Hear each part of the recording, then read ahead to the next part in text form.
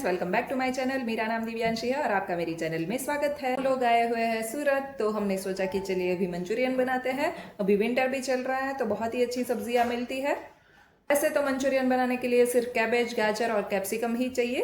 अगर आप अनियन प्याज खाते हैं तो आप अनियन प्याज भी डाल सकते हैं, लेकिन हम नहीं खाते हैं इसलिए हम जैन वाला वर्जन बनाने वाले हैं। उसके लिए मैंने ले ली है 2 कैबेज, 2-3 गाजर और कुछ शिमला मिर्च।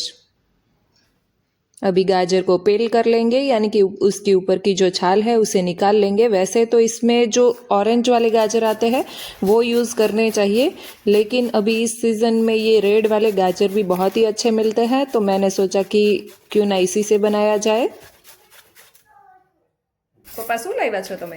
આ શેવડી કાઢવાનું આવે છે, છોતા ઉતારવાનું. છોતા ઉતારવાનું? હા. ક્યાંથી લઈ આવ્યા? યોગી શોખ સુરત 250 રૂપિયાનું આવે છે. મને 400 રૂપિયા કીધા હતા, પણ મેં બીજા ભાઈને પૂછ્યું ને તો એ કે 300 રૂપિયામાં લાવ્યો છું.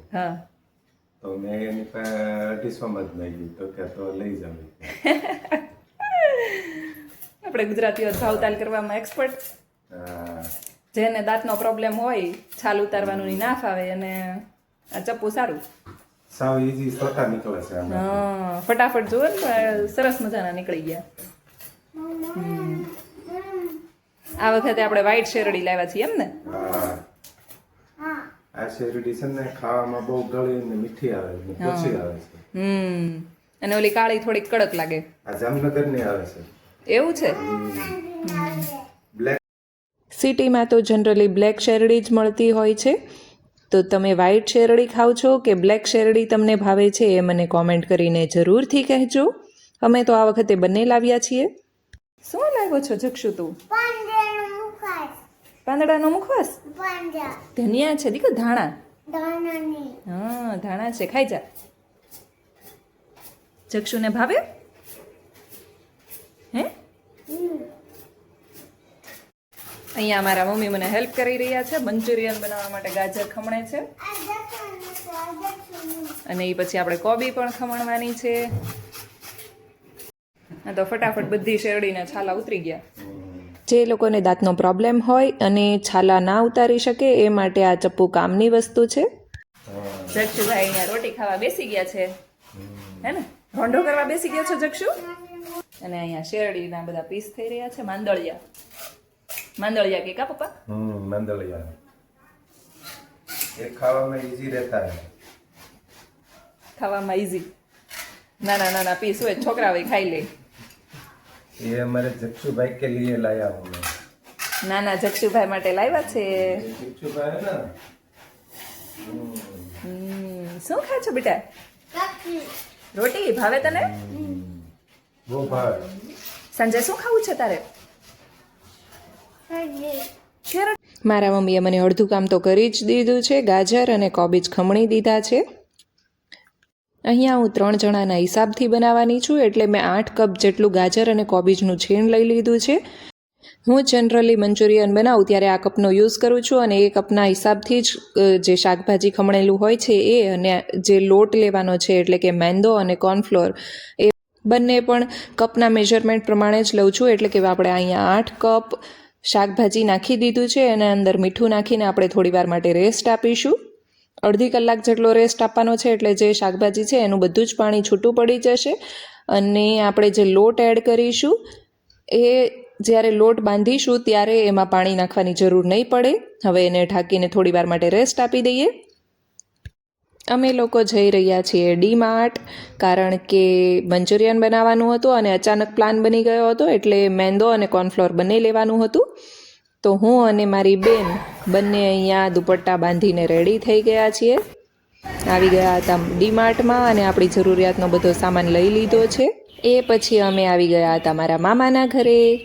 મારા મામાને પ્લાન્ટ્સનો બહુ જ શોખ છે, અને એમણે આ બોન્સાઈનો પ્લાન્ટ વાવ્યો હતો. તમે જોઈ શકો છો કેટલા સુંદર ફૂલ આવ્યા છે. બોન્સાઈના પ્લાન્ટની એ ખાસિયત હોય છે કે એ એકદમ નાના એવા કુંડામાં થઈ જાય છે, એટલે આમ છીછરા પરંતુ પહોળા એવા કુંડામાં વાવવામાં આવે છે અને બોન્સાઈનો પ્લાન્ટ ઉગાડવામાં આવે છે. આ છે મારા પ્યારા બા. હું તમને ગઈકાલે વાત કરી રહી હતી ને કે અમે અમારા નાનીને બહુ જ પ્યાર કરીએ છીએ. અમારા નાના થોડા સ્ટ્રિક હતા તો એનાથી ડર લાગતો હતો. તો આ મારા નાની છે. ચાલો હવે આપણે ઘરે આવી ગયા છીએ. તો કપના મેઝરમેન્ટ પ્રમાણે મેં મેંદો અને કોર્નફ્લોર બંને લઈ લીધું છે અને એને ચાળી લઈશું. પછી આપણા જે વેજીટેબલને આપણે રેસ્ટ આપવા માટે રાખ્યા હતા એની અંદર એડ કરી દેવાના છે. તો સરસ મજાનો લોટ બંધાઈને રેડી છે. આના અંદર આપણે બીજું કંઈ પણ નથી નાખવાનું. તમે ઈચ્છો તો મરી પાવડર નાખી શકો છો. અધરવાઇઝ આપણે ખાલી મીઠું નાખીને જ આને લોટ બાંધી દીધો છે. તો ચાલો હવે ગોળીઓ બનાવવા માટે તેલ મૂકી દઈએ. મારા જીજુ ઘરે આવ્યા હતા તો બંને છોકરાઓ એને ચોંટી ગયા છે.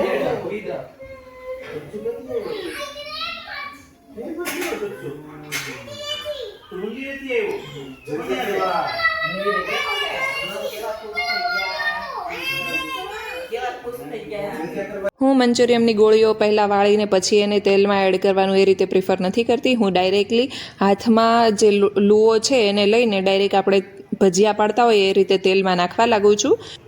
એટલા માટે મારે બહુ વાર નથી લાગતી અને આપણી ગોળીઓ બનીને ઓલમોસ્ટ રેડી છે. હવે છેલ્લો એક ઘણવો બાકી છે.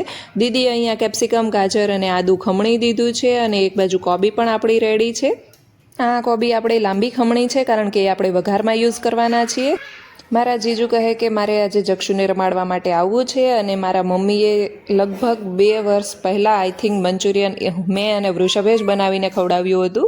તો મેં વિચાર્યું કે ચાલો અત્યારે શિયાળાની સિઝન છે તો આપણે ફરીથી એકવાર મંચુરિયન બનાવીએ કારણ કે મારા મમ્મી બહારનું ખાતા નથી. તમે વિચારતા હશો કે આ તો 3 જણાના હિસાબથી જ મંચુરિયન બનાવવાની હતી અને જમવાવાળા તો 5 છે કારણ કે અમે નૂડલ્સ પણ બનાવ્યું છે. એટલે 5 જણાને બધું આરામથી થઈ રહેશે. તો ચાલો હવે જમી લઈએ. તો શું ખાશો જક્ષુ? અમારો ઓમ એકદમ સાદો માણસ છે, એને આવું કંઈ ભાવે નહીં એટલે એ અત્યારે રમી રહ્યો છે. અમે જમી લઈશું પછી એને ભાખરી કે તો રોટલી બેમાંથી જે ખાવું હશે એને બનાવી આપીશું. તો ચાલો ફટાફટ ગરમા ગરમ છે નૂડલ્સ અને મંચુરિયન ત્યાં જમી લઈએ. મમ્મી તમારું જૈન મંચુરિયન તમને કેવું લાગ્યું? બહુ મસ્ત.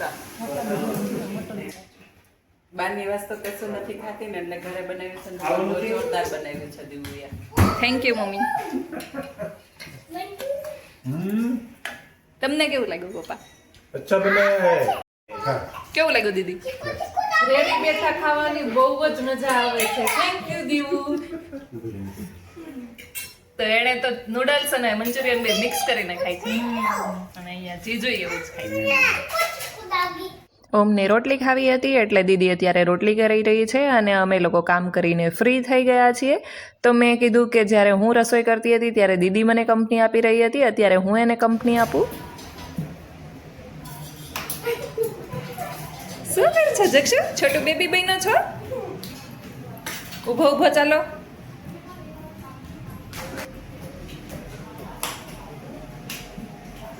આમ જો ઓમભાઈ ફર્સ્ટ નંબર ઉપર આવી ગયા દીકા. અહીંયા સરસ મજાની રોટલી બનીને રેડી છે અને જક્ષુભાઈ તો ખાવા લાગ્યા છે. માસી ઓન ડ્યુટી છે. ઓમ રમતા રમતા ખાઈ રહ્યો છે.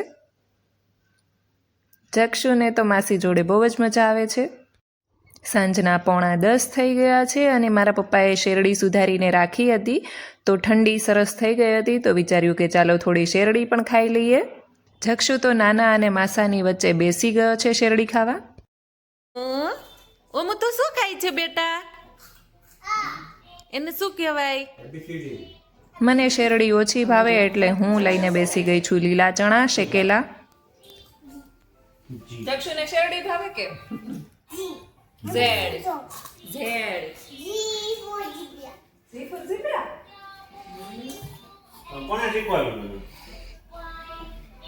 આજ માટે બસ આટલું જ. કાલે મળીએ એક નવા વ્લોગની સાથે. જો તમને મારો આજનો વ્લોગ ગમ્યો હોય તો મારા વિડીયોને લાઇક કરજો. મારી ચેનલ ઉપર નવા હોય તો મારી ચેનલને સબસ્ક્રાઈબ કરવાનું ભૂલતા નહીં. Thank you for watching.